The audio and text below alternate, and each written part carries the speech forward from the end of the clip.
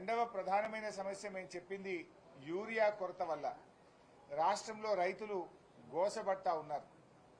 కాంగ్రెస్ ఏమో బీజేపీ పేరు చెప్పి తప్పించుకుంటుంది, బీజేపీ ఏమో కాంగ్రెస్ పేరు చెప్పి తప్పించుకుంటుంది. కాంగ్రెస్ బీజేపీలు దొంగ నాటకాలు ఆడి రైతులను గోసబెడతా ఉన్నారు. అందువల్ల అసలు కాంగ్రెస్ తప్ప బీజేపీ తప్ప ఏంది ఈ సమస్య కారణం ఏంది? 10 ఏళ్ల బీఆర్ఎస్ హయాంలో లేని సమస్య ఇప్పుడు ఎందుకు వచ్చింది? దానికి ఏదైనా పరిష్కారం చూపిద్దాము అనే అంశం మీద శాసనసభలో ఈ ఎరువుల కొరత మీద మాట్లాడాలని బీఆర్ఎస్ పార్టీ ప్రతిపాదించింది. ఈ 2 అంశాలు తప్పకుండా తీసుకోవాలని చెప్పి మేము కోరాం. వీటితో పాటు అనేక సమస్యలు, గ్రామాల్లో పారిశుధ్య నిర్వహణ సరిగా లేక మలేరియా, డెంగ్యూ, వైరల్ ఫీవర్స్తో ప్రజలు బాధపడతా ఉన్నారు. గ్రామాలు, పట్టణాల పారిశుధ్య నిర్వహణ, ఈ అంటు రోగాల మీద చర్చించాలని అడిగాం. గురుకుల విద్యా సంస్థల్లో కనీస సదుపాయాలు లేక 100కు పైగా విద్యార్థుల మరణం, విష జ్వరాలపైన చర్చించాలని కోరాం.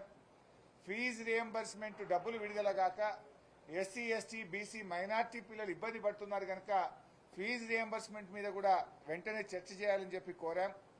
4th సిటీ పేరు మీద జరుగుతున్న అక్రమాలు, ముఖ్యమంత్రి కుటుంబ సభ్యుల పాత్ర మీద శాసనసభలో చర్చించాలని కోరాం.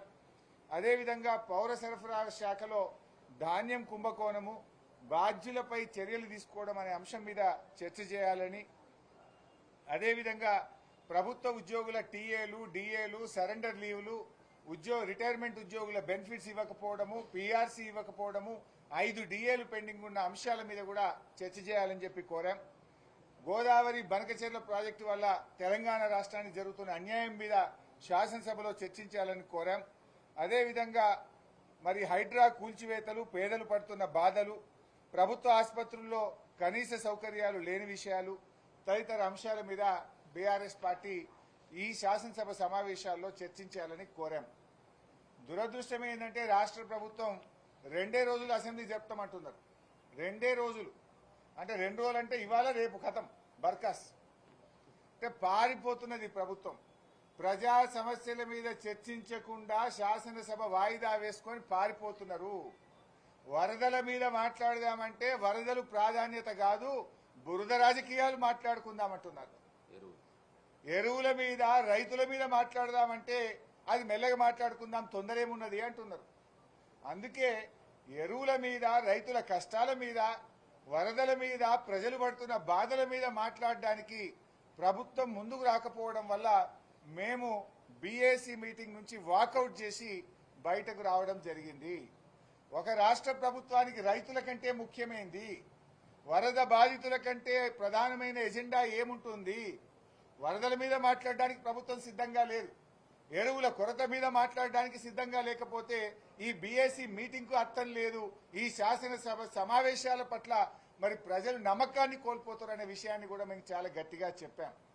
ప్రభుత్వ ధోరణి చూస్తే కాళేశ్వరం కమిషన్ రిపోర్ట్ను పెట్టి బురద రాజకీయాలకు పాల్పడే ఆలోచన కనబడుతున్నారు. దాని మీద మేము చర్చకు సిద్ధం. పీపీటీకి అవకాశం ఇవ్వండి. ఒక్కరోజు కాదు, కాళేశ్వరం మీద 4 రోజులు మాట్లాడదాం. ముందు ఆ బురద రాజకీయాలు ఎప్పుడన్నా మాట్లాడుకోవచ్చు. కష్టాల్లో ఉన్న రైతుల గురించి ఫస్ట్ మాట్లాడండి. కష్టాల్లో ఉన్న వరద బాధిత జిల్లాలు ప్రజల గురించి మాట్లాడదామంటే లే మాకు వరదలు ముఖ్యం కాదు, బురద జల్లుడే ముఖ్యము అన్న ధోరణి ఇవాళ రాష్ట్ర ప్రభుత్వంలో కనబడతా ఉంది. అది రేపు ఒకటే రోజు పెట్టారట. బీసీ బిల్లు రేపే, కాళేశ్వరం రేపే, ఇక అసెంబ్లీ వాయిదా వేసుకొని పోతారు. అంటే వరద బాధితులు ఏమన్నా గాని, రైతులు ఎరువుల కొరతతో ఇట్లనే బాధపడని, మాకు సీమ గుట్టినట్టు లేదు, మాకు సంబంధం లేదన్న ధోరణిలో ఇవాళ రాష్ట్ర ప్రభుత్వం ఉన్నది. సో ప్రధాన ప్రతిపక్షంగా ఈ ప్రభుత్వం యొక్క వైఖరికి నిరసనగా, మీరు ఎరువుల మీద చర్చించడానికి ముందుకు రానందుకు నిరసనగా, వరద బాధితుల్ని ఆదుకోవడం విషయంలో చర్చించడానికి ముందుకు రానందుకు నిరసనగా మేము సభ నుంచి వాకౌట్ చేశాం. సభ కనీసం 15 రోజులు జరపాలి కదా, ఏది పెడతారో కూడా చెప్తలేరు. మేము బీఎస్సీ నుంచి వాకౌట్ చేశాం. మేము అడిగాం అసలు రేపటి ఎజెండా ఏంటి అంటే, రేపటి ఇంకా చెప్పారట, రాత్రి 9కి చెప్తారట. రేపు సభలో ఏం చర్చిస్తారో ప్రజలకు చెప్పకపోతే, సభ్యులకు చెప్పకపోతే మేము ఏం ప్రిపేర్ అయి రావాలి? రేపేం మాట్లాడాలి? రేపు ఒకటే రోజు అసెంబ్లీ, రేపు ఎజెండా ఏంటిది అంటే మేము మెల్లగా పంపుతాం రాత్రి వరకు అంటారు. మీరు పంపేదెప్పుడు? ప్రతిపక్షాలు ప్రిపేర్ అయ్యేదెప్పుడు? ప్రజాపాలన అంటే ఇదేనా? ప్రజాస్వామ్య పునరుద్ధరణ అంటే ఇదేనా? ప్రతిపక్షాల గొంతు నొక్కుడు, ప్రజా సమస్యలు చర్చించకపోవడం, ప్రజల గురించి పట్టింపు లేకపోవడం, ఎజెండా నిర్ణయించకపోవడం, అంటే ఇదంతా కూడా ఇవాళ ప్రజాస్వామ్యాన్ని కూని చేస్తున్నారు. మాట్లాడితే రాహుల్ గాంధీ గారు రాజ్యాంగాన్ని చేతిలో పట్టుకొని తిరుగుతాడు. ఇదేం రాజ్యాంగం? అసలు ఇదేనా ప్రజాపాలన? ఇది ప్రజాస్వామ్య పద్ధతులా? నేను అడుగుతా ఉన్నా.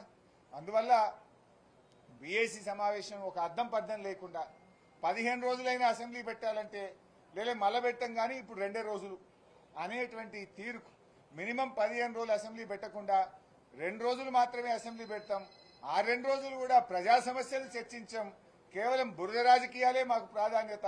ప్రతిపక్షాల మీద బురద జల్లడం, స్థానిక సంస్థల ఎన్నికల్లో ఏదైనా రాజకీయంగా లబ్ధి పొందడమే మా యొక్క ప్రాధాన్యత అనే ధోరణిలో ప్రభుత్వం ఉంది కనుక దానికి నిరసనగా మేము వాకౌట్ చేస్తాం.